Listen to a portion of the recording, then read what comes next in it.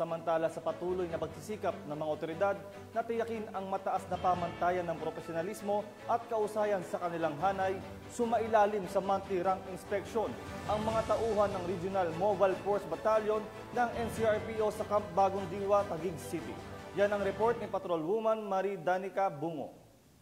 Matagumpay na isagawa ng mga kapulisan ng RMFB NCRPO ang monthly rank inspection sa Open Court Camp Bagong Diwa, Bicutan, Taguig City.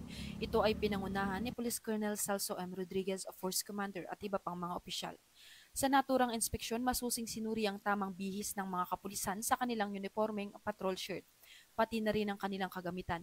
Sentro naman ng inspeksyon ng mahigpit na pagsusuri sa kanilang mga baril na kinikilala bilang pinakasaligang sandata ng bawat alagad ng batas. Dagdag pa ni Police Colonel Rodriguez na tungkulin ng bawat tauhan na pangalagaan ang mga baril na ipinagkatiwala ng PNP. At binalaan ng lahat na sino mang lalabag sa mga alituntunin ay haharap sa kaukulang parusa. Muling ipinaalala ang kahalagahan ng pagsunod sa tamang bihis at hinimok ang lahat ng tauhan na patuloy na magpakita ng kahandaan, disiplina at paggalang sa kanilang tungkulin.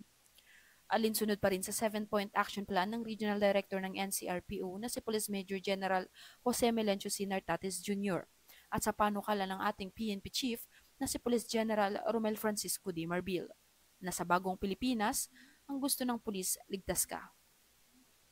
Mula dito sa RMFB NCRPO, ako po ang inyong Police News Network Correspondent, Patrolwoman Bungo, alagad ng batas, tagataguyod ng Balitang Pulis.